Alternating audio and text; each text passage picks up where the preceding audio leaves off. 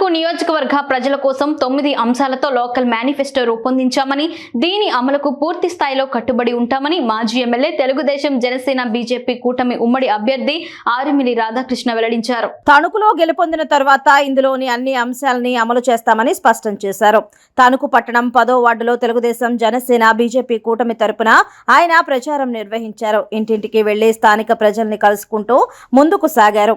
ఆరిమిల్లి పర్యటనకు చక్కటి స్పందన వాడవాడలా కనిపిస్తోంది. ఈ సందర్భంగా ఆయన మాట్లాడారు.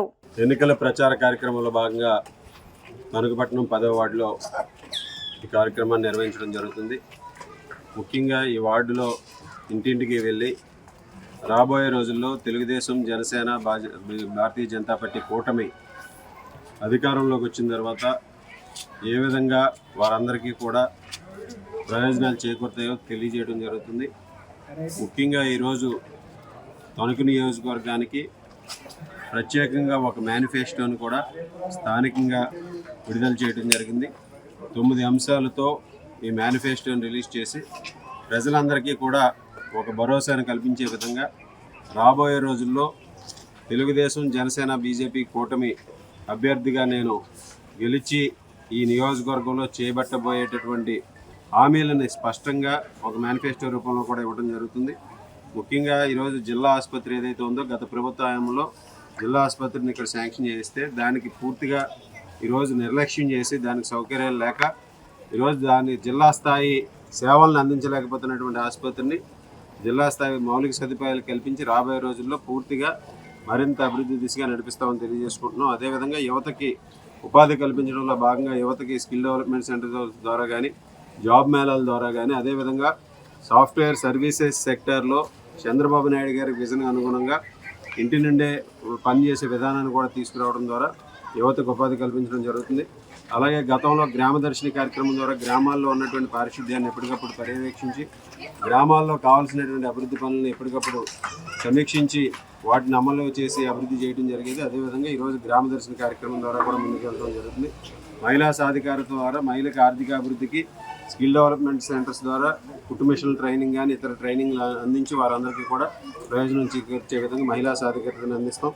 అలాగే ఇంటి వద్దకే పెన్షన్, రేషన్లు ఏదైతే ఈ వైఎస్ఆర్ కాంగ్రెస్ పార్టీ నాయకులు చేస్తున్నటువంటి దుష్ప్రచారాలను నమోదని తెలియజేసుకుంటూ ప్రతి ఇంటికి కూడా రాబోయే రోజుల్లో ఈరోజు ఏప్రిల్ నెల నుంచే 4,000 రూపాయల పెన్షన్ని అమలు చేస్తాం. అది జూలైలో 7,000 రూపాయల పెన్షన్ ఇస్తున్నారు.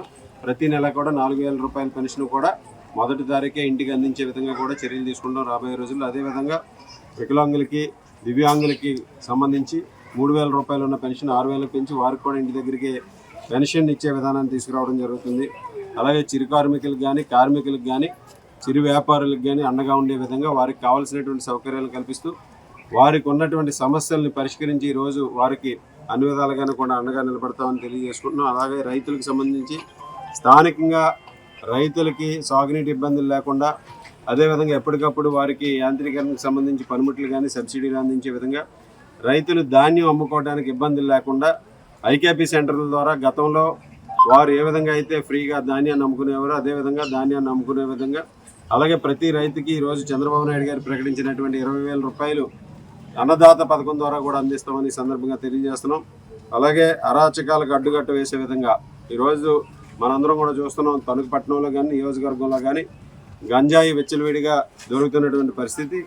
అలాగే ఈరోజు ఉన్నటువంటి ఎక్కడా కూడా ఎటువంటి ఇబ్బందులు లేకుండా శాంతి భద్రతలు కాపాడే విధంగా కూడా ప్రాముఖ్యత ఇస్తాం. తణుకు పట్టణం ఎప్పుడూ కూడా ఒక ప్రశాంతతకి మారుపేరు. ఆ ప్రశాంతతకి ఈరోజు విచ్ఛిన్నం చేసినటువంటి వైఎస్ఆర్ కాంగ్రెస్ పార్టీ చేస్తున్నటువంటి అరాచకాలకు అడ్డుకట్టు వేసి రాబోయే రోజుల్లో ఒక ప్రశాంతమైన వాతావరణాన్ని మరలా పునరుద్ధరిస్తామని సందర్భంగా తెలియజేస్తున్నాం. అలాగే తణుకు మాస్టర్ ప్లాన్కి సంబంధించి ఈరోజు తణుకుకి సంబంధించి రోడ్ల విస్తరణ కానీ, మాస్టర్ ప్లాన్లో ఉన్నటువంటి విధంగా ఈరోజు అన్ని సౌకర్యాలు కల్పించి మౌలిక సదుపాయాలు కల్పించి తణుకు పట్టణాన్ని ఒక ప్రాధాన్యత కలిగినటువంటి పట్టణంగా తీర్చిదిద్దుతామని సందర్భంగా తెలియజేసుకుంటూ ఈ విధంగా 9 అంశాలతో నేను స్థానికంగా ఇస్తున్నటువంటి మేనిఫెస్టోని ప్రజలందరూ కూడా గమనించాలి. మన తణుకు నియోజకవర్గ అభివృద్ధికి ప్రతి ఒక్కరూ కూడా సహకరించాలని ఈ సందర్భంగా కోరుకుంటున్నాను.